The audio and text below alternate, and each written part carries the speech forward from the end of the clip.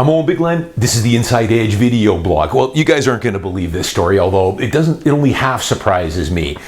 But this is an article that came out yesterday. I told you guys we have a media liaison person in our office that sends us all the media news on Vancouver real estate 5 days a week. So this was one that hit my email, and it was talked about quite a bit in our office here yesterday.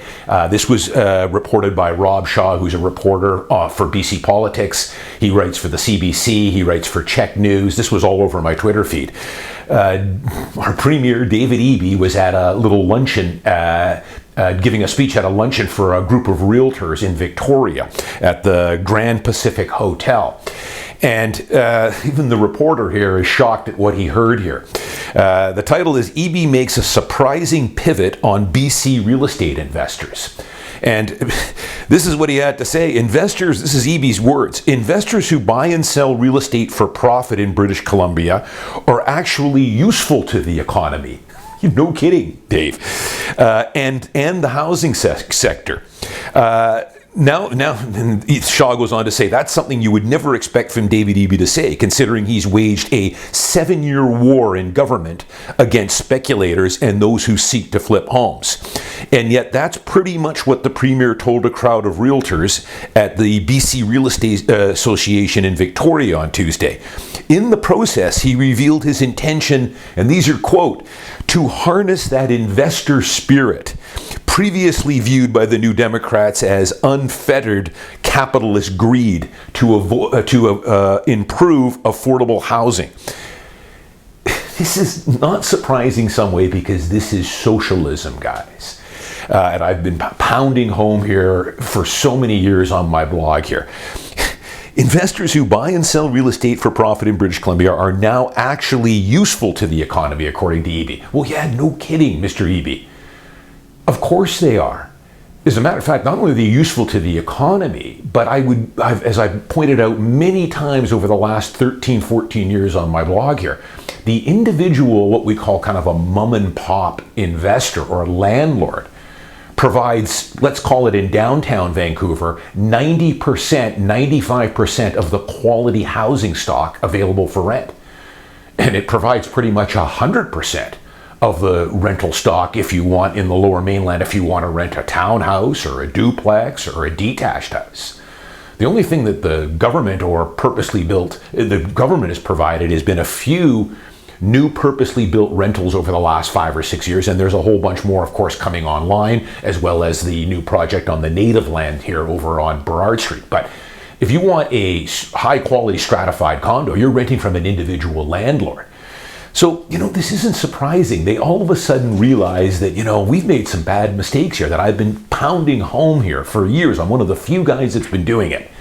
That all these taxes, the war on landlords, the empty homes tax, the spec tax, the new flipping tax, all the rights shifted all the way over to the tenant, with the landlord having very little legal rights anymore, has squeezed the rental supply a great deal. Vacancy for good quality units in downtown Vancouver is near zero. Rents have skyrocketed the last 4 or 5 years. There's a fallout to all these taxes and restrictions that the NDP will never talk about. Well, now they realize what they've done. Get this, it goes on here. Some of the things that we're looking at, we want to harness that energy around investment, especially at a time when we're looking for investment into this province. This is Eby talking about this, and the interest in investment going into housing and real estate. We want to do that in a way that facilitates access to more housing for people. Talk about a 180 here. The Premier said he's actively working on such a program behind the scenes right now to channels people's desire to make money buying and selling properties into a more constructive mechanism for government. There is currently a weak market for pre-sales, which developers typically use to finance projects. Yeah, I've talked about this. Yeah, pre-sales aren't selling. That's because of you, Mr. Eby and your NDP. That's why pre-sales aren't selling. You're not giving a friendly business environment, and you haven't for the last 5 or 6 years now. That's why the only few cranes you see in downtown Vancouver, Those cranes are for purposely built rental. They were going to be condo, stratified that you could buy and live in, but they've all been scrapped. I've done probably 10 blogs over the last 2 years on this. EB also pledged to the real estate crowd that he's speaking to here that he would boost protections for landlords. So he strips all our rights, and now he's realized, hey, that was a bad mistake. Now we're going to start shifting it more to the landlord. Well, let's see. Another sentence you would not typically associate with the NDP government. Of course you wouldn't. So, anyways, EB, I don't have the details I can show you right now, but we're also looking at. But we do have to support smaller investors that might buy their condo and rent it out as a private landlord. But they're reluctant because they don't want the place damaged, and what if the tenant doesn't pay the rent and all these other things, said EB, who included landlord protections in his latest mandate letter to Housing Minister Ravi Kahlon. This reminds me, I've given you guys this quote from the great Ronald Reagan, former U.S. president in the 80s, that he famously said during his campaigning that government isn't the solution to your problems, government is the problem.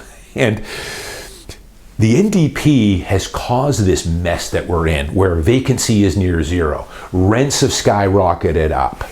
No cavalry on the way whatsoever, as I tell you guys. Yes, there are going to be some purposely built rentals coming online here over the next 3, 4, 5 years. They're not much competition to individual owned, like myself, high quality strata units they're a much better option for most renters, for sure. I've done lots of blogs on the difference between purposely built rental and individual owned strata properties, the difference between renting the two, and how it's a much better value proposition to be renting from someone like me as opposed to a purposely built rental. But they're the cause of much of this stuff. They're the problem. And, you know, it doesn't surprise me. The NDP just won a very narrow election here. I was away for it. I voted. From what I saw on Twitter and X, you know, it's a contested election. They run by the narrowest of margins. Not even sure if they actually did win, but hey, that's what it is. You know, some of those votes were a little bit iffy.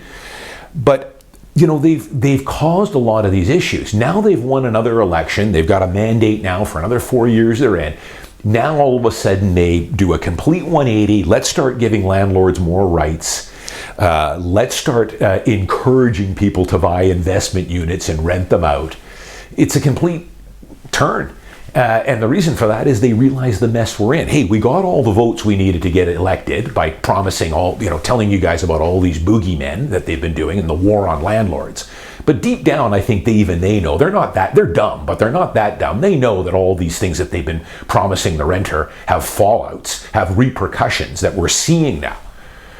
You know, it's really crazy. The latest one they just announced here, which you guys might have seen, is they put out another olive branch to developers, which they need to do, because as I said, pre-sales right now are in not a good position, at least not in downtown Vancouver or surrounding areas. Very little getting built, because in downtown Vancouver, it's mostly going to be luxury condos. When they're buying the lot for $100 million, these are going to be at $2,000, $2,500 a square foot.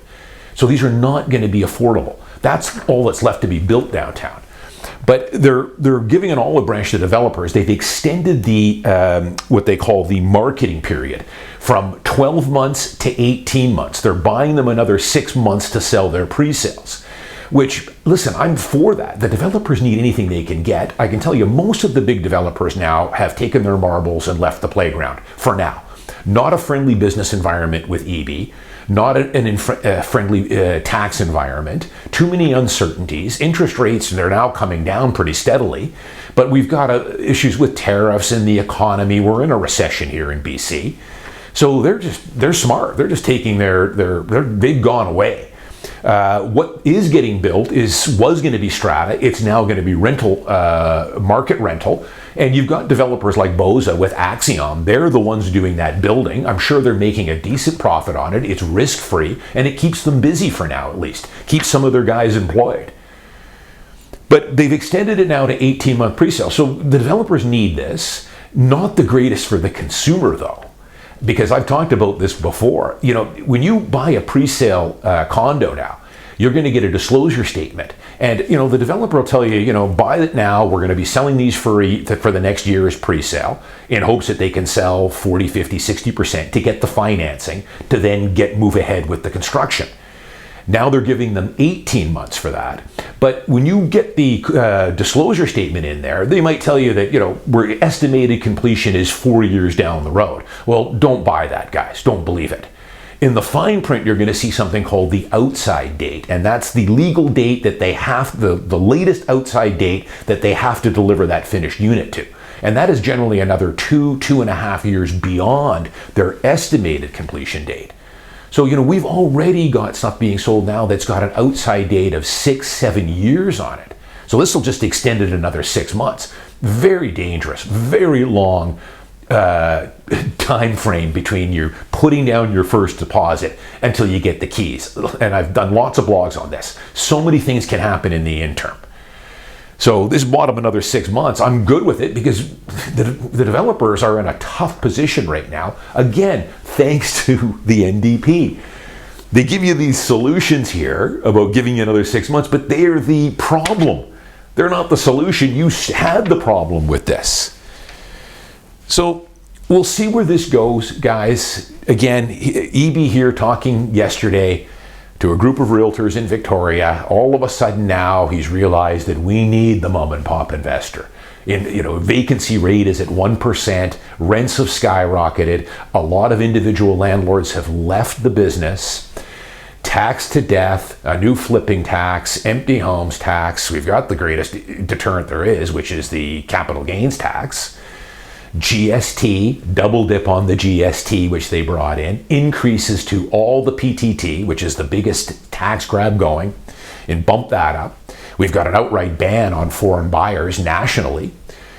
They've thrown everything but the kitchen sink at this, so they've ran out of ideas to win elections, but that's okay. We just won an election. So now we better face the truth here and back off on this stuff because we've created a real quagmire here. Developers aren't building. 20, 30,000 new arrivals coming into the Lower Mainland every year, and we're not keeping up with demand here. And we got to get some housing starts. We need to start stimulating these pre-sales because a lot of those buyers on pre-sales were investors, but we've killed them with the flipping tax and the double dip on the GST and everything else. So we've got to flip the script here now. After 7 years of a war on this, that they were doing the right thing, all of a sudden now they're giving you guys the truth. And I've been pounding this for how many years now?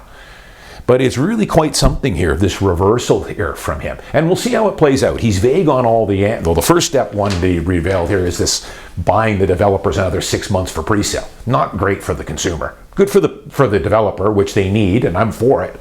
But not a good deal for the consumer. It just extends your outside date further. But I'll keep an eye on it. All of a sudden, EB is done. And this Rob Shaw here, the guy that wrote this, he's flabbergasted.